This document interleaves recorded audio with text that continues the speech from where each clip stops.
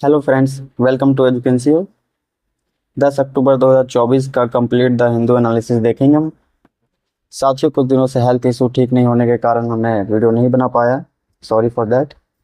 पर जो भी चीज़ें छूट गई हम कोशिश करेंगे उनको रिकवर करेंगे। जब भी न्यूज आएगा तब वहाँ पर साथ के साथ बता देंगे कि ये चीज़ें छूट गई थी हमसे, तो हम रिकवर कर लेंगे।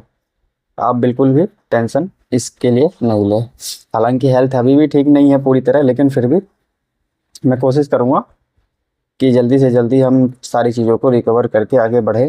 गैपिंग करना और ठीक नहीं रहेगा। साथियों, फ्रंट पेज पे न्यूज़ आया हुआ है कि दुख भरी खबर कहिए इसे, क्योंकि हमारे भारत के सबसे अमूल्य रत्न थे रतन टाटा जी, उनका देहांत हो गया हाल ही में। तो इसको लेकर यहाँ पर न्यूज़ में आप देख सकते हैं कि जो रतन टाटा जी हैं, आपको पता है ये बहुत बड़े इंडस्ट्रियलिस्ट थे, फिलैंथ्रोपिस्ट थे। इनका हाल ही में देहांत हो गया, बल्कि कल ही इनका देहांत हुआ है। और ये 86 ईयर्स के थे और ये बहुत ही इम्पोर्टेंट पर्सनैलिटी है। आपको ध्यान रखना है, इनके बारे में कुछ चीज़ें जाननी है आपको, तो इन पर ज़रूर सर्च करिएगा रतन टाटा जी के बारे में। ठीक है, नेक्स्ट हम आगे देखते हैं। साथियों, आपको पता है कि कुछ दिनों से न्यूज़ चल रहा है कि नोबेल पुरस्कार दिए जा रहे हैं जो 2024 में, तो उसके अंतर्गत मेडिसिन के क्षेत्र में और फिजिक्स के क्षेत्र में दिए जा चुके हैं। लगातार 2 दिनों से वो अखबार में आए थे।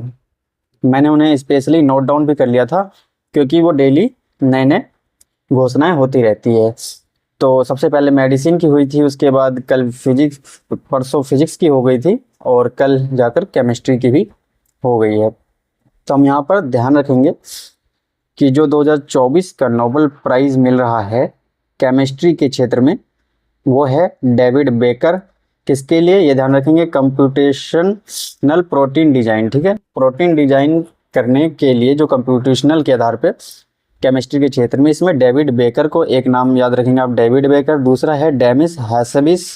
तीसरे है जॉन जंपर। ठीक है, इनको भी प्रोटीन स्ट्रक्चर प्रिडिक्शन के लिए इनको मिला है। कौन देता है ये award, royal Swedish academy of science, इनके द्वारा ये घोषणा किया जाता है। ठीक है, अभी लिटरेचर और शांति से रिलेटेड जो है आने वाला है, तो अभी आया नहीं है, धीरे धीरे आते जाएगा। ये कल की न्यूज़ से है कि डेविड बेकर, जॉन जंपर और डेमिस हैसेबिस, इनको नोबेल प्राइज मिला है केमिस्ट्री के क्षेत्र में 2024 का। ठीक है, आपको ध्यान रखना है डिजाइन प्रोटीन्स, तो केमिस्ट्री से रिलेटेड प्रोटीन्स चीज़ें होती है, तो आप ऐसे ही उनका नाम ध्यान रख के एक एक कीवर्ड अपने माइंड में रखेंगे कि प्रोटीन्स। जैसे मैं आगे बताने वाला हूँ कि मेडिसिन के क्षेत्र में, जैसे आपको पता है कई क्षेत्रों में नोबेल पुरस्कार मिलता है, और ये 10 दिसंबर को इनको प्राप्त भी हो जाएगा। तो मेडिसिन के क्षेत्र में जो है, मेडिसिन के क्षेत्र में जो है वो क्या है, किनको मिला है, तो आप नाम ध्यान रखेंगे, विक्टर एम्ब्रोस। आप नोट डाउन भी कर सकते हैं, विक्टर एम्ब्रोस। ठीक है, विक्टर एम्ब्रोस। दूसरे, क्योंकि जॉइंटली मिल जाता है, तो ये दूसरे व्यक्ति को भी मिला है, उनका नाम है गैरी, गैरी रुवकुन। ठीक है, आपको ध्यान रखना है, रुवकुन। तो गैरी रुवकुन को मिला है, विक्टर एम्ब्रोस को मिला है। ये किस क्षेत्र में मिला है, ये मेडिसिन के क्षेत्र में मिला है। ठीक है, आप ध्यान रखेंगे कि जो मेडिसिन के क्षेत्र में दो नाम हमने बताया उसको ध्यान रखेंगे बिल्कुल। इसके अलावा इन दोनों को किस पर मिला था, क्योंकि आपको उनको पता होना चाहिए कि फील्ड कौन सा फील्ड था और व्यक्ति कौन थे, किस क्षेत्र में मिला है। तो मेडिसिन के क्षेत्र में मिला है, इन दोनों व्यक्तियों को मिला है, और शोध इनका रिसर्च जो था वो था माइक्रो आरएनए। ठीक है, आपको ध्यान रखना है, माइक्रो आरएनए। ठीक है, साइंस में पढ़ते हैं आप माइक्रो आरएनए के बारे में। तो ये इनका इस पर रिसर्च था, इसको लेकर विक्टर एम्ब्रोस और गैरी रुवकुन को मिला था। ठीक है, तो ये ध्यान रखेंगे आप, रिसर्च का एरिया, फिर इनको कौन देता है और किस क्षेत्र में मिला है, किस पर्सनैलिटी को मिला है। ठीक है, इतना आपके लिए इम्पोर्टेंट है होता है। इसके अलावा जो फिजिक्स का भी घोषणा हो चुका है, तो हमें उसे भी देख लेना चाहिए, नहीं तो वो न्यूज़ से हमारे हाथ से निकल जाएगा। अगर आप प्रॉपर नोट्स बनाते हैं तो आपके लिए ज़रूरी है कि ध्यान रखें। फिजिक्स के क्षेत्र में मिला है जॉन हॉपफील्ड। ठीक है, यहाँ पे लिखना थोड़ा सा मुसीबत बनी पड़ती है मेरे लिए, तो लेकिन कई बार ये टाइप ही नहीं दिखता ही नहीं है, लगाता ही नहीं है, तो बड़ा कठिन हो जाता है। फिर भी कोशिश करते हैं, क्योंकि पेन, इसका टैब का जो पेन है ये सही प्रॉपर वर्क नहीं करता लिखने के दौरान। तो जॉन हॉपफील्ड है एक व्यक्ति, इनका नाम ध्यान रखेंगे, और दूसरे व्यक्ति जो है वो है जियोफ्री। ठीक है, आप मेरे उच्चारण पर भी ध्यान देंगे, जियोफ्री हॉपफील्ड। ठीक है, हॉपफील्ड। बाकी आप इनका नाम हल्का सा भी डाल देंगे गूगल पे तो पूरा इनके बारे में पूरी डिटेल ही आ जाएगी, और सही से आप अच्छे से नोट डाउन भी कर सकते हैं। जॉन हॉपफील्ड और जोफ्री, नहीं हॉपफील्ड दोबारा लिखा गया है, सॉरी दोस्तों ये गलत है, जॉफ्री हिंटन। ठीक है, आपको ध्यान रखना है जॉफ्री हिंटन। मैं भी सोच में पड़ गया कि दो बार हॉपफील्ड एक व्यक्ति कैसे इनके टाइटल सेम हो रहे हैं, जॉन हॉपफील्ड और जॉफ्री हिंटन। ठीक है, तो ये दो व्यक्ति हैं जिनको फिजिक्स के क्षेत्र में नोबेल पुरस्कार जो है वो मिला है।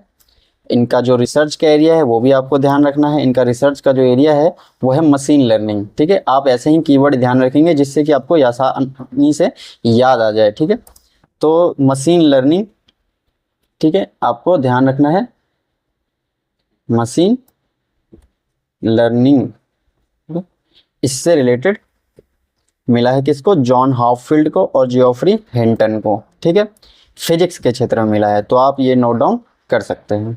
नेक्स्ट हम आगे बढ़ते हैं, क्योंकि हमने देख लिया मेडिसिन का, देख लिया फिजिक्स का, देख लिया, और आज के न्यूज़ से हमने केमिस्ट्री के भी तीनों पर्सनैलिटीज़ को देख लिया, तो हमने पीछे का कुछ रिकवर भी कर लिया नोबेल पुरस्कार से रिलेटेड। आगे बढ़ते हैं साथियों, आर्टिकल पेज पर दोनों आर्टिकल आज मेंटल हेल्थ पर ही है, तो ओवरऑल मिलाकर हम बात करेंगे। क्यों मेंटल हेल्थ पर आर्टिकल आया हुआ है, क्योंकि आपको ध्यान होना चाहिए कि अक्टूबर जो 10 है, 10 अक्टूबर, वो वर्ल्ड मेंटल हेल्थ डे के रूप में मनाया जा रहा है। तो इसका थीम क्या है इस साल, इसका थीम है इस साल prioritising mental health in the work place. ठीक है, जो वर्क प्लेस पे जो काम करते हैं लोग, वहां पर मेंटल हेल्थ को प्रायोरिटाइज करना। ठीक है, इससे संदर्भ में इसका थीम बनाया गया। वर्ल्ड मेंटल हेल्थ डे 10 अक्टूबर को मनाया जाता है, आपको ध्यान रखना है, जो कि आज ही है। और इसी के आधार पर मेंटल हेल्थ की जो समस्याएं बढ़ रही है वैश्विक लेवल पे भारत में, उन्हीं चुनौतियों पर बात की गई है। ओवरऑल मिला के कुछ पॉइंट है जो हमारे लिए रेलिवेंट है, अनदर बाकी सारी चीज़ें हमें देखने की आवश्यकता उतनी नहीं है। यहाँ पर जैसे बताया गया है कि ये घटना 26 साल की एक वुमेन थी, वो भी सक्सेस थी अपनी लाइफ में, उन्होंने भी अपने आप को मतलब सुसाइड कर लिया। फिर ऐसे ही 38 साल के एक सॉफ्टवेयर इंजीनियर की बात की थी जिनको 15 साल का भी एक्सपीरियंस था, चेन्नई बेस्ड फर्म में वो काम कर रहे थे, उन्होंने भी अपनी लाइफ ख़त्म कर ली। ये सब बताया गया है कि सक्सेसफुल कैरियर होने के बावजूद भी जो है वो ऐसा कर ले रहे हैं। तो ये किस रीजन की बात की है, या मेंटल हेल्थ को लेकर बताया गया है कि लोग पैसा पैसा करते करते अपने समय को इतना ज़्यादा संकीर्ण कर लेते हैं कि एक समय के बाद वो इतना दबाव महसूस करने लग जाते हैं कि वो अपनी ज़िंदगी को ही त्याग देते हैं। यहाँ पर एक रिपोर्ट में बताया गया है कि लगभग जो द लांसेट साइकियाट्री कमीशन है उसकी रिपोर्ट है कि 197 मिलियन, ठीक है, देख सकते हैं कितना बड़ा डाटा है, जो पीपल है suffer from condition such as depression, anxiety, substance abuse. ठीक है, तो ये बताया गया है कि भारत में जो है इस समय, क्योंकि ये इंडिया का डाटा दिया गया है, 197 मिलियन लोग जो है इस प्रकार की चीज़ों से जूझ रहे हैं, जिसमें डिप्रेशन, एंजाइटी, ठीक है, चिंता कह सकते हैं, अवसाद, हिंदी में अवसाद कहते हैं डिप्रेशन को, इतने सारे लोग इससे जूझ रहे हैं। तो यहाँ पर ऑथर बता रहे हैं क्या क्या चीज़ें हैं, फिर ऑथर कुछ कोट कर रहे हैं जो हमारे एथिक्स के पेपर के लिए भी एलिमेंट है, और एस्से में भी हम कोट करते हैं ये सुकरात को, आप जानते हैं सोक्रेट्स, उन्होंने एक वाक्य कहा था, the unexamined life is not worth living. ठीक है, आप इसको नोट डाउन कर सकते हैं, बहुत अच्छी लाइन है ये, जिसका हिंदी अर्थ है कि अपरीक्षित जीवन जीने योग्य नहीं होता। मतलब अपरीक्षित से आप समझ सकते हैं कि जिसका एग्जामिन्ड नहीं किया जा रहा है, मतलब लाइफ क्यों जी रहे हैं, कहाँ तक जीना है, कैसे करना है, कैसे नहीं करना है, अपनी लाइफ का इंसान एग्जामिन नहीं करता है, वो सवाल खुद से नहीं पूछता है कि मैं क्या कर रहा हूँ, मैं क्यों करने वाला हूँ, तो मैंने ज़िंदगी में क्या क्या किया, ये सारी चीज़ें अपने आप को जांचना। तो यानी कि सेल्फ क्या, खुद के लिए सोचना, चिंतन मनन जिसे कहते हैं ना, कि अपने लिए चिंतन मनन करना, उस चीज की ओर यहाँ पर जोर दिया गया। देख सकते हैं highlighting the need for self reflection, ठीक है, आत्मचिंतन कह सकते हैं हम कि आत्मचिंतन आत्म मनन करने के लिए ही सुकरात का मेनली ये लाइन कहा गया है कि the unexamined life is not worth living, मतलब अपरीक्षित जो जीवन होता है वो जीने योग्य नहीं होता है। तो इसे समझ सकते हैं कि आत्मचिंतन और आत्म मनन करना चाहिए इंसान को कि कहीं वो कंज्यूमर स्ट्रिक इस कल्चर में फंस तो नहीं गया है, अपने लिए जीवन उसका क्या महत्व रखता है, क्या पैसे और गाड़ियाँ और ये सब चीज़ें ही तो नहीं महत्वपूर्ण होती जा रही है उसकी ज़िंदगी में। सब समय समय पर उसको अपना निरीक्षण करना चाहिए खुद से भी, यहाँ पर ये महत्वपूर्ण हो जाता है। इस पर बाकायदा यूपीएससी ऐसे भी पूछ चुका है, सवाल भी जीएस 4 में आ चुके हैं, तो आप ध्यान रखेंगे। सुकरात फेमस है और हमारे सिलेबस के पार्ट में है। एरिस्टोटल के बारे में भी यहाँ पे बताया कि एरिस्टोटल ने भी जोड़ दिया था कि जो एउडाइमोनिया उनका एक कॉन्सेप्ट है, उस एउडाइमोनिया उसको उन्होंने फ्लरिशिंग थ्रू वर्चुअस लिविंग, ठीक है, जो गुड लाइफ होती है, जो अच्छी लाइफ होती है, उसको उन्होंने सद्गुण वाली जीवन के तौर पर बताया था, ठीक है। और ये सब बताया कि ये सब जो क्वालिटीज़ थी ये सब आज के समय में कितनी ज़रूरी है, ये सब ओवर शैडो हो चुकी है, तो बहुत ज़्यादा इन पर रिवाइंड करने की ज़रूरत है, ये सब बताया गया। फिर यहाँ बताया कि इंडिया खुद जूझ रहा है अभी, India is grappling with a mental health epidemic, मतलब बहुत बड़ी महामारी, मेंटल हेल्थ को एक महामारी के तौर पर देखा जा रहा है, जिसमें मिलियंस लोग जो है इस डिसऑर्डर से सप्रेशन में है, एंग्जाइटी में है, सफ़र कर रहे हैं, ये सब बताने की कोशिश की है कि the relentless pressure of urban living, किस टाइप के प्रेशर आते हैं, अर्बन शहरी जो जीवन है इतनी कठिन हो गई है, दबावपूर्ण हो गई है, फाइनेंशियल इंस्टेबिलिटी मतलब वित्तीय अस्थिरता, and fierce competition are significant contribution, जो गला काट प्रतिस्पर्धा चल रहा है, आप देखते हैं कंपनियों के बीच में एक दूसरे से आगे निकलने की, ये सब जो है काफ़ी ज़्यादा योगदान कर रहे हैं इस एपिडेमिक को फैलाने में, यहाँ पर ऑथर ये बता रहे हैं। तो आप देख लिए कि कारण किस टाइप के हैं लोगों के पास। बताया गया है कि ब्रेक साइकिल करना पड़ेगा, जो ये साइकिल चला आ रहा है इसको तोड़ना पड़ेगा। ये साइकिल क्या चल रहा है जिसमें हम सोचते हैं कि कंस्टिट्यूट अ गुड लाइफ क्या होगा, current political and economic priority reinforce the believe that wealth and consumption equate to happiness, मतलब धन होगा और हम जितना अच्छे से कंजम्पशन करेंगे बहुत सारी चीज़ों के, तो वो हैप्पीनेस का क्या होगा, एक इंडिकेटर होगा। आज की दुनिया में लोग राजनीतिक और आर्थिक रूप से इतना ही सोचते हैं ऐसे ही। पर बताया गया कि the mind set shape societal norms encouraging consumption driven choices, ये जो माइंडसेट है वो समाज का जो आकार है वो किस दिशा में बदलता है, वो बदलता है उपभोग आधारित जो चयन है हमारा उस तरफ बढ़ता है। ये कंजम्पशन ड्रिवन चॉइसेस मतलब हम खूब उपभोक्तावादी बनने की दौड़ में शामिल हो रहे हैं, जो कि ठीक नहीं है ऑथर के हिसाब से भी, और वैसे भी नॉर्मल भी देखा जाए तो कंज्यूमरिस्टिक्स वैल्यू बढ़ रही है समाज में, और इससे क्या होता है जो इंडिविजुअलिज्म है वो काफ़ी ज़्यादा हावी होता जा रहा है। इंडिविजुअलिज्म से समझिए कि व्यक्तिगत स्वतंत्रता, व्यक्ति अपने लिए कपड़ा खरीदता है, उसी में उसको खुशी महसूस होता है, इतने नए नए कपड़े खरीद कर भी वो सोचता है कि यही क्या है, कंज्यूमरिस्टिक्स जीवन को ही वो अपना हैप्पीनेस का आधार बना लेता है। ये सब बताया गया। Entrance the mental health crisis, और ये क्या करते हैं, मेंटल हेल्थ की संकट को और बढ़ाते हैं। तो इसी साइकिल को हमें तोड़ना पड़ेगा जहाँ पे कि हम ये समझते हैं कि हैप्पीनेस जो है वो धन से और कंज्यूमरिस्टिक्स वे में आती है। यहाँ पे बताया गया है कि क्या करना पड़ेगा, जो इंडिविजुअलिज्म है उसको तोड़ते हुए हमें किस ओर जाना पड़ेगा, हमें कलेक्टिव एक्शन की ओर जाना पड़ेगा, हमें कम्युनिटी के तौर पर हमें सोल्यूशन निकालना पड़ेगा, ठीक है। इसी को एड्रेस करते हुए यहाँ पर बताया गया है कि हम अपने समाजों से कट गए हैं जहाँ की वेयर यंग जो है वे individual desperately strive for a consumeristic good life, ठीक है। जो व्यक्तिगत वाली जो भावनाएं हैं वो ज़्यादा उभर के आ रही है समाज में। जैसे एग्जाम्पल दिया है कि कर्नाटका शॉप्स एक कमर्शियल इस्टेब्लिशमेंट एक जो अमेंडमेंट बिल था 2024 का, जिसमें कि क्या परमिट किया है कि जो एम्प्लॉय होंगे जो काम कर रहे हैं कंपनियों में वो work more than 12 hours a day, मतलब एक दिन में वो 12 घंटे से ज़्यादा काम कर सकते हैं। तो आप ये क्या दिखा रहे हैं, उनकी उत्पादकता को इतना बढ़ाना चाहते हैं, इतना कंपटीशन करना चाहते हैं कि वो व्यक्ति और पैसा कमाए, खूब पैसा कमाने के लिए भागे, 12 घंटे से भी ज़्यादा काम कर सकता है। इसका मतलब है कि जो व्यक्ति ज़्यादा पैसा कमाना चाहता है वो 14 घंटे भी काम करेगा। तो ये जो शुरुआत की गई ये भी ठीक नहीं है। इसके अलावा ऑथर यहाँ पे एग्जाम्पल दे रहे हैं कि कैसे ब्राज़ील ने कुछ अच्छे इनिशिएट लिए थे, सॉरी, कम्युनिटी गार्डन्स, वहाँ पे क्या कम्युनिटी गार्डन्स बनाए गए have helped residents reconnect by sharing responsibility and fostering sense of belonging. मतलब उन्हें समुदाय पर आधारित जोड़ा गया, एक दूसरे को इनिशिएटिव किया गया, और ऐसा ही इनिशिएटिव इंडिया को जोड़ना होगा, लाना होगा, जिसमें कि जो आइसोलेशन में पड़े हुए लोग हैं, जो शहरों में रह रहे हैं, कंज्यूमरिज्म में ही डूबे हुए हैं, उनको बाहर निकालना पड़ेगा और एक सोसाइटल बॉन्ड से बांधना पड़ेगा, सोशली उनको बनाना पड़ेगा। ठीक है, bringing people together to create stronger social bonds, improving mental health requires embracing community oriented living. ठीक है, ये सब ध्यान रखेंगे।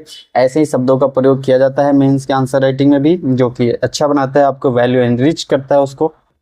तो आपको ध्यान रखना कि इम्प्रूविंग मेंटल हेल्थ जो है उसमें किस चीज़ को सबसे ज़्यादा ज़रूरत है, कम्युनिटी ओरिएंटेड लिविंग। ठीक है, मतलब समुदाय आधारित जो जीवन जीने का तरीका है, सबको साथ लेकर चलने का, उसके आधार पे हमें आगे बढ़ना होगा, जो कि किस चुनौती से लड़ पाएगा, इंडिविजुअलाइज्ड लाइफ स्टाइल से। जो इंडिविजुअलाइज होता जा रहा है लाइफ स्टाइल और ये कंज्यूमर कल्चर के कारण हो रहा है, इससे लड़ पाने में केवल और केवल कम्युनिटी ओरिएंटेड लिविंग वे ही एक बेहतर कारगर साबित हो सकता है। ठीक है, तो आपको ध्यान रखना है कि मेंटल इशू कैसे कैसे आ रहे हैं, आपको कुछ कोर्स देखा आपने, किस कारण से हो रहे हैं, यंग्स किस और मोड़ रहे हैं, कंज्यूमरिस्टिक कल्चर कैसे फैल रहा है। फिर ब्राज़ील का एग्जांपल देखा आपने कि कैसे वहाँ पे कम्युनिटी गार्डन्स जो बनाए गए ताकि लोग रिकनेक्ट कर पाए अपनी सोसाइटल बॉन्ड से। उसके बाद फिर आपने देखा कि बताया गया है कि कम्युनिटी ओरिएंटेड लिविंग तरीका ही होना चाहिए, जिसमें कि, और लास्ट में उधर यहाँ पे बता रहे हैं कि a truly good life is not about how much we can buy और अचीव।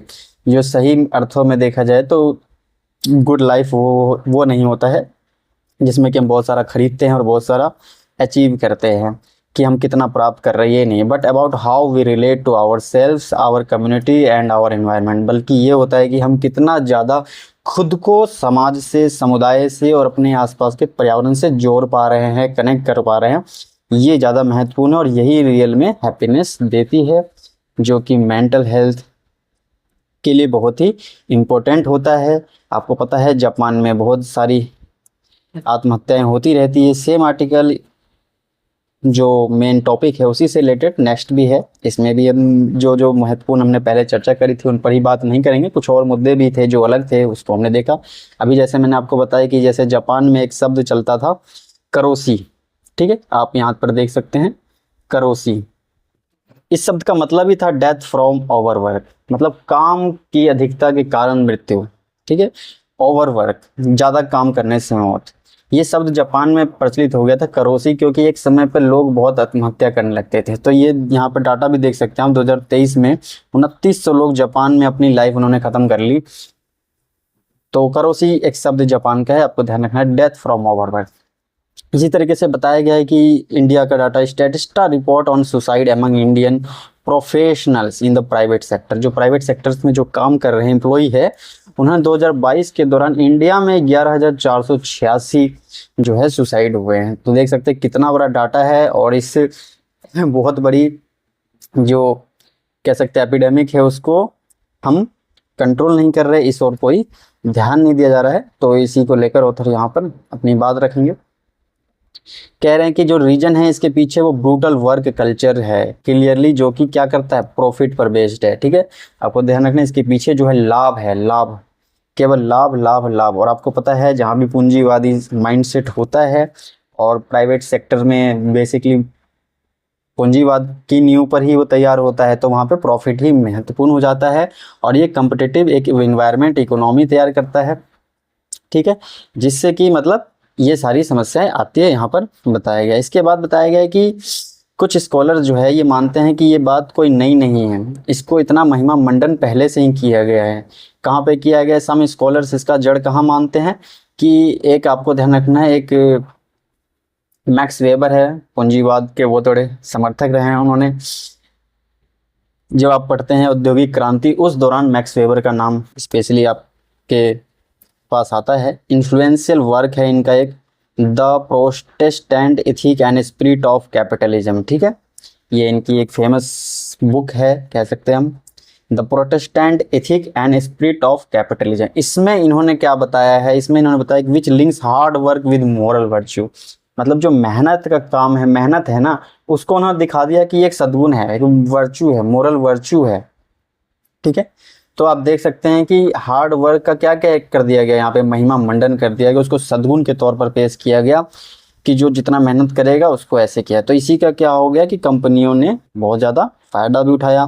देख सकते हैं कॉग्निटिव डिजोनेंस की स्थिति आ गई। कॉग्निटिव डिजोनेंस एक थ्योरी है जो कि ये मान कर चलती है, जिसे हिंदी में कहें तो संज्ञानात्मक विसंगति कहते हैं। और इथिक्स में GS4 के पेपर में आप लोग स्पेशली पढ़ते हैं कॉग्निटिव डिजोनेंस के बारे में, संज्ञानात्मक विसंगति, जहां आपके संज्ञान में तो आ रही है कि ये चीज़ नहीं है अच्छी, लेकिन फिर भी उस दौड़ में लोग लगे हुए हैं। ठीक है, तो इस तरीके की चीज़ें मतलब विरोधाभास क्रिएट करती है कि आप अच्छा नहीं है जानते हुए भी आप बहुत सारे लॉस करके भी उस ओर जा रहे हैं। तो यहाँ पर इससे हम अच्छे से रिलेट कर सकते हैं कि कॉग्निटिव डिजोनेंस क्या हो रहा है, एक साइकोलॉजिकल कॉन्सेप्ट है जो कि एम्प्लॉयर्स को हेल्प कर रहा है। जो एम्प्लॉयर वो नियुक्त करता है कैसे करता है, जैसे कि वो क्या करता है, justify this growing work environment, work environment को वो क्या करता है कि धीरे धीरे बढ़ाता चला जाता है। Once over work become normalize, जब ज़्यादा काम पहले से ही था वो जब एक समय के बाद इतना नॉर्मलाइज हो जाता है तो एम्प्लॉयर्स क्या करता है, फिर से रैशनलाइज करता है और जो कमज़ोर है, जो कारीगर, उनको बाहर करता है और जो ज़्यादा मेहनती लोग हैं उनको ही रखता है फिर वो। और इसी तरीके से क्या हो गया कि कंपटीशन हो गया कि कमज़ोर कोई ना रहे, वो भी ज़्यादा काम करना चाहता है, खूब मेहनत वो भी करना चाहता है बने रहने के लिए। इससे क्या होता है, एम्प्लॉयर को ही फ़ायदा होता है, अपने बेनिफिशियल के लिए वो ऐसा करता है और पहले से ही ओवरलोडेड वर्क को ही वो नॉर्मलाइज बना देता है कि जिससे कि यही नहीं लगता है कि ये तो बहुत ज़्यादा काम है। ठीक है, इसेंशियल फॉर ऑर्गेनाइजेशनल ग्रोथ, वो मान के चलता है कि जो संस्था है, संगठन है, उसकी वृद्धि के लिए ये जरूरी है। तो इस तरीके का जो माइंडसेट और साइकोलॉजिकली चीज़ करी जाती है, इसी को ही कॉग्निजेंट डिजोनेंस कहते हैं। ठीक है, तो यहाँ पर वही सारी चीज़ें रिपीट में हैं कि मतलब जो है ध्यान नहीं दिया जा रहा है इस और मेंटल हेल्थ पर हमें ध्यान देना चाहिए। यहाँ पर बताया गया है कि the issue of work place stress is both societal and personal, हमें पर्सनल और सामाजिक स्तर पर भी देखना होगा।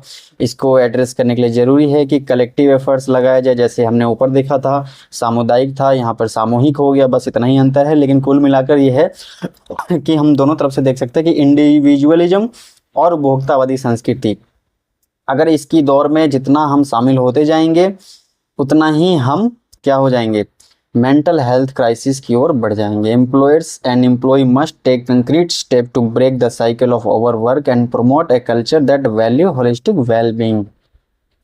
ठीक है, यहाँ पे बताया गया है कि एम्प्लॉयर और एम्प्लॉय दोनों को ही कंक्रीट स्टेप लेना होगा, इस साइकिल को ब्रेक करना होगा जहाँ पे कि ओवरवर्क को ही प्रमोट किया जाता है कल्चर के तौर पर, कल्याण के तौर पे कि ओवरवर्क होगा, तो इस साइकिल को तोड़ना होगा और सस्टेनेबल उत्पादन पर ध्यान देंगे, जो सतत उत्पादकता है उसको ध्यान रखते हुए future where life is value above profit, future ऐसा बनाना होगा जहां पर वैल्यू जो है क्या है, life is valued above profit, मतलब प्रॉफिट से ज़्यादा जो वैल्यू है ना वो लाइफ की हो जाए, कि लाइफ ज़्यादा इंपॉर्टेंट है। आपने देखा यहाँ पर शुरुआत में हमने देखा था कि प्रॉफिट यहाँ पर ज़्यादा माना जा रहा है, और क्यों, क्योंकि वर्क कल्चर ऐसा है, तो लाइफ से ज़्यादा इंपॉर्टेंट हो जाता था क्या, प्रॉफिट। तो उसी को तोड़ने की बात की गई है, उस पर इन्वेस्ट करने की बात की गई है कि आप उसको समाप्त करें, ख़त्म करें, ऐसा नहीं होना चाहिए, क्या क्या समाधान हो सकते हैं, यही सब चीज़ें हमने दोनों आर्टिकल में मिलाकर देखा। नेक्स्ट साथियों हम आगे बढ़ते हैं, जो हमारे लिए रेलिवेंट और इम्पोर्टेंट न्यूज़ होगा हम उन्हें कवर करेंगे। यहाँ पर हम देख सकते हैं आसियान इंडिया समिट होने वाला है, और ये होगा किसके तले होगा, ईस्ट एशिया समिट होती है जो कि इस वर्ष लाओस में होने वाली है, आपको ध्यान रखना है। उसी में ही इंडिया और आसियान की भी मीटिंग है, आपको ध्यान रखना है। उसमें प्राइम मिनिस्टर हमारे विजिट करने वाले हैं, विजिट बल्कि वो चले ही गए होंगे क्योंकि थर्सडे आज ही है और आज से ही शुरू है। तो prime minister Narendra Modi will visit Laos on Thursday and Friday to attend the 21st ASEAN India, ठीक है, ये होगा। और दूसरा होगा 19th ईस्ट एशिया समिट्स, ठीक है। हमारे लिए ये इंपॉर्टेंट हो जाता है कि ये दोनों इस वर्ष कहाँ हो रहे हैं, ठीक है, हमने देख लिया कि लाओस में हो रहे हैं। आपको देखना है लाओस कंट्री कहाँ पर है, ठीक है, इससे रिलेटेड सवाल पूछा जा सकता है। ये किस किस महत्वपूर्ण संगठन में है, ये भी आपसे पूछा जा सकता है। फिर आप ये भी देख लीजिए, और ये आपसे मेरा सवाल ही रहेगा बल्कि, कि लाओस जो है वो एक लैंड लॉक कंट्री है, या फिर मतलब इसकी जो बाउंड्री है वो सी या ओशन से टच करती है, कैसी है ये देखिए इसको। इसके आसपास के जो कंट्री है वो कौन है, किससे ये चारों ओर से घिरा है या फिर खुला है, जैसे भी है सब देख लीजिए कि आसपास में लाओस के कौन कौन सी कंट्री। हम बात करेंगे यहाँ पे दो महत्वपूर्ण संगठनों के बारे में, जहाँ पे आ रहा है एक ईस्ट एशिया समिट का नाम, ठीक है, ईस्ट एशिया समिट, ठीक है। तो हम देखेंगे कि ईस्ट एशिया समिट कब से शुरू हुआ है। सबसे पहले आप ध्यान रखेंगे 2005 से ये ईस्ट एशिया समिट शुरू हुआ है, और इंडिया शुरुआत से ही इसमें भागीदार रहा है। इसमें जो टोटल मेंबर है वो 18 है। 10 इसमें जो है आसियान कंट्रीज़ की मेंबर है। आपको ध्यान रखना, एक और संगठन है जो केवल आसियान है, जिसका फुल फॉर्म ही होता है association of south east Asian nation, ठीक है। ये पहले से ही है, और इसका जो स्थापना हुआ था वो हो गया था 8 अगस्त 1967, ठीक है। 1967 में ही इसकी स्थापना हो गई थी, 1967 में आसियान के, ठीक है। और ये उस समय 5 देशों ने किया था स्थापना, बाद में 1990 के बाद फिर 5 देश और जुड़ गए, तो टोटल आसियान में जो है वो 10 मेंबर है, ठीक है। आसियान कंट्री में टोटल 10 मेंबर है, और साउथ ईस्ट एशिया की है, जिसमें ब्रुनेई, थाईलैंड, मलेशिया, म्यांमार, आप देखते हैं इस प्रकार के नाम आपको मिलेंगे, लाओस, कंबोडिया, ठीक है। तो ऐसे 10 है जो आसियान के मेंबर है, इस संगठन के मेंबर है, जो 1967 से चला आ रहा है। तो अब ईस्ट एशिया फिर क्या है, आप देख सकते हैं यहाँ पर कि जो ईस्ट एशिया है उसके अंदर 18 मेंबर है। इसका मतलब है कि 10 तो आसियान के हो गए, यही वाले मेंबर, तो 8 फिर कौन है, 8 एडिशनल मेंबर है, जो कि कह सकते हैं डायलॉग पार्टनर है आसियान के साथ भी। तो ये 8 के अंदर आता है इंडिया, ठीक है। आसियान में जो 8 अलग से है उसके अंदर आता है इंडिया, ठीक है। ये डायलॉग पार्टनर के रूप में है India. India, Australia, US, China, ये सब क्या है, डायलॉग पार्टनर है आसियान के, ठीक है। तो इनको मिलाकर जब ये 10 और 8 मिला दिए जाते हैं और 18 हो जाते हैं, तब ये हो जाता है ईस्ट एशिया समिट, इसी पर होता है, ठीक है। तो ये 18 मेंबर कंट्री जो है जाते हैं, और यूपीएससी ने इससे पहले भी पूछ चुका है सवाल कि भारत इसमें से किसका सदस्य है, ठीक है। और वहाँ पर आसियान दे रखा था, लेकिन ऑप्शन में आसियान नहीं है सही, ठीक है। वहाँ पर एक और नाम दे रखा था, क्या, ईस्ट एशिया समिट। तो आपको ध्यान रखना है, इंडिया जो था वो ईस्ट एशिया समिट में था, और शायद बस एक ही आंसर सही था, ये ईस्ट एशिया समिट, बाकी सब में इंडिया शामिल नहीं था। तो आसियान में शामिल नहीं था, और भी एक ग्रुप का नाम था, 3 ग्रुप के नाम थे, जिसमें से ओनली 3 जो था वो सही था, ईस्ट एशिया समिट केवल जो था वही सही था, ठीक है। तो आपको ध्यान रखना है कि ऐसे सवाल पूछे जाते रहे कि इंडिया किस में मेंबर है, किसके कितने कंट्री है, कब से चली आ रही है, 2005 से, ये 1967 से, ठीक है। तो आपको ध्यान रखना है, जो ये 2005 में शुरू हुआ था, ये मलेशिया कुआलालंपुर से हुआ था, और जो 1967 में शुरू हुआ है आसियान, वो बैंकॉक डिक्लेरेशन से हुआ था। बैंकॉक पता है आपको, दक्षिण वो थाईलैंड की कैपिटल है, ठीक है। थाईलैंड की जो कैपिटल है वो है बैंकॉक, तो बैंकॉक से ही शुरुआत हुई थी, तो बैंकॉक डिक्लेरेशन से आसियान का गठन हुआ था। इसके अलावा एक और न्यूज है जो हम देख लेंगे, जो हमारी कैबिनेट कमेटी है सिक्योरिटी पर, बहुत सारी कमेटियां होती है अलग अलग मामलों को से रिलेटेड, तो जो सिक्योरिटी से रिलेटेड कमेटी है उसने क्या किया है, 2 हाई प्रोफाइल डील किया है, जिसमें कि पहला तो है कि 31 जो है वो MQ-9B high altitude long endurance, HALE बोलते हैं शॉर्टकट में, अनमैन्ड भी एरियल व्हीकल भी बोलते हैं, यूएवी। अनमैन्ड इसलिए क्योंकि इसमें आदमी नहीं होता है, ठीक है, अनमैन्ड है ये। एरियल व्हीकल क्योंकि ये उड़ने का ही इसका वायुयान जैसा ही काम है, एरियल व्हीकल है, ड्रोन है बेसिकली टाइप से, ठीक है। यूएवी ड्रोन क्या है अपने आप में, एक वो भी एक यूएवी है, ठीक है, उसको ही शॉर्टकट में बोल देते हैं यूएवी। तो ये जो यूएवी है इसको लेकर डील हुआ है। और दूसरा जो है वो 2 न्यूक्लियर अटैक सबमरीन्स, ठीक है, इन सब को लेकर SSNs डील हुई है, और अभी ये फाइनल स्टेज में पहुंच गई है। तो आपको ध्यान रखना है कि अगर आ गए MQ-9B, केवल इतना ही आ जाएगा MQ-9B, ठीक है, हाल लिख दे आगे, तो आप समझ जाए कि ये एक यूएवी है, और इसको अभी हाल ही में अप्रूवल मिला है, ठीक है। तो MQ-9B और सबमरीन्स, इन 2 मामलों को अभी CCS यानी कि कमेटी ने अप्रूव कर दिया है, ठीक है। नेक्स्ट हम आगे बढ़ते हैं।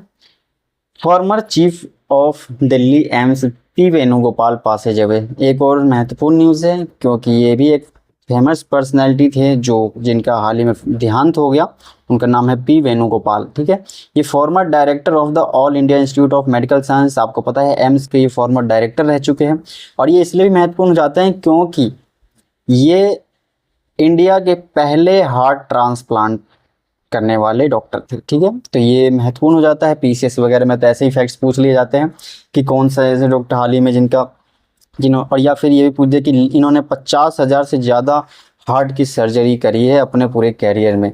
तो देख सकते हैं ये कितने महत्वपूर्ण पर्सनैलिटीज़ हैं पी वेणुगोपाल। ठीक है, आप इनका नाम ध्यान रखेंगे, डॉक्टर पी वेणुगोपाल। इससे आप भ्रमित नहीं हो जाएंगे कि कहीं ये हमारे अटॉर्नी जनरल तो नहीं हो जा रहे हैं कोई। तो आप बिल्कुल ध्यान रखेंगे कि इनका पूरा नाम पी वेणुगोपाल है। इसके अलावा जो नेक्स्ट हम देखते हैं, यहाँ पर आया हुआ है कि जबालिया रिफ्यूजी कैंप। ठीक है, हमारे लिए ये इम्पोर्टेंट नहीं है, लोग तो डेली ही मर रहे हैं, हम उनकी संख्या नहीं देखेंगे कि कितने मर रहे हैं नहीं मर रहे हैं। हमें ये ध्यान रखना है कि जबालिया, कभी कभी मैचिंग में से सवाल पूछे जाते हैं, जबालिया रिफ्यूजी कैंप आपको दे देंगे, वहाँ साउथ सूडान, केनिया कुछ भी दिया जा सकता है। तो आपको ध्यान रखना है कि ये भी इजराइल और पैलेस्तीन का जो वॉर चल रहा है इसमें इसका नाम आ रहा है जबालिया रिफ्यूजी कैंप। तो ये पैलेस्टाइन रीजन में आता है। ठीक है, जहाँ पे बहुत सारे रिफ्यूजी है जो सरल लेकर अभी रह रहे हैं कैंप में। तो जबालिया एक लोकेशन बेस्ड क्वेश्चन पर बन जाता है। ठीक है, इसके अलावा और देखते हैं जो इम्पोर्टेंट हो। यहाँ पर हमने इससे पहले भी चर्चा किया था डिफॉरेस्टेशन रूल पर कि यूरोपियन यूनियन जो है 1 साल आगे बढ़ा दिया है उसको, क्योंकि अभी बहुत सारे देश इस पर ऑब्जेक्शन उठा रहे थे। तो भारत भी उठा ही रहा था पहले से ही। तो यहाँ पर भारत ने, जो हमारे वित्त मंत्री उन्होंने भी ऑब्जेक्शन उठाते हुए कहा कि ये आर्बिट्रेटरी है, मतलब ठीक नहीं है। यूरोपियन यूनियन का जो इनिशिएटिव था कार्बन बॉर्डर एडजस्टमेंट मैकेनिज्म, एक तो CBAM वाला और दूसरा है डिफॉरेस्टेशन रूल, ये क्या है यूनिलेटरल, एक तरफा है उन्होंने और आर्बिट्रेरी है मेजर से। That will hurt countries like India, है ना, stifle economic growth as well as green energy transition goal. मतलब इसको ग्रीन एनर्जी जो है ट्रांजिशन गोल को प्राप्त करने के लिए भारत के लिए भी चुनौती कर रहा है। और दूसरी बात है कि यूरोपियन यूनियन अपने लक्ष्यों की प्राप्ति के लिए एक तरफा डिसीजन ले रहा है। ठीक है, तो आपको ध्यान रखना है ये दोनों कानून किस संगठन से जुड़े हुए अक्सर पूछे जाएंगे। यूरोपियन यूनियन से रिलेटेड पूछ जाए, इसमें यूरोपियन यूनियन से संबंधित कौन से कानून नहीं है, वहां पर ये दोनों भी मौजूद हो और कोई तीसरा अलग से नहीं हो। ठीक है, तो आपको ध्यान होना चाहिए कि कार्बन बॉर्डर एडजस्टमेंट मैकेनिज्म और डिफॉरेस्टेशन रूल दोनों ही किसके हैं, यूरोपियन यूनियन के। और ये इन्वायरमेंट से जुड़े हुए मुद्दों को लेकर है, क्योंकि यूरोपियन यूनियन के अपने टारगेट्स और गोल्स है जिन्हें उसे अचीव करना है समय के अंदर। तो वो इस तरीके की प्रक्रिया अपनाता है जिसमें कि वो एक्सपोर्टर को बैन करने की कोशिश करता है कि अगर किसी ने एनवायरनमेंट को हरास करके कोई प्रोडक्ट बनाया है तो उससे वो नहीं खरीदा जाएगा। तो इस तरीके की जो इंडिया जैसी कंट्री उस पर इफेक्ट पड़ता है। यहाँ पे यही बात समझ सकते हम सिंपल वे में, बातें तो बहुत डीप ही होती है लेकिन हमें उतना रिसर्च करना नहीं है जाकर। ठीक है, यहाँ पर एक और चीज़ है कि साउथ अफ्रीका जो है पहला कंट्री था जिसने सबसे पहले जो है इजराइल पर एक केस डाल दिया था ICJ में। ठीक है, अब उसमें बहुत सारे कंट्री लोग उसका सपोर्ट कर रहे हैं, वो बाद में आए हैं, लेकिन हमें ध्यान रखना है कि साउथ अफ्रीका जो है इंटरनेशनल जो कोर्ट ऑफ जस्टिस है, ठीक है, आपको बताना है इसका मुख्यालय कहाँ पर है और ये कब से काम कर रहा है, आप कमेंट में जरूर बताएंगे। तो बोलीविया जो है जॉइन साउथ अफ्रीका ICJ, मतलब बोलीविया भी है और ये कहाँ पर ये भी देख लेंगे।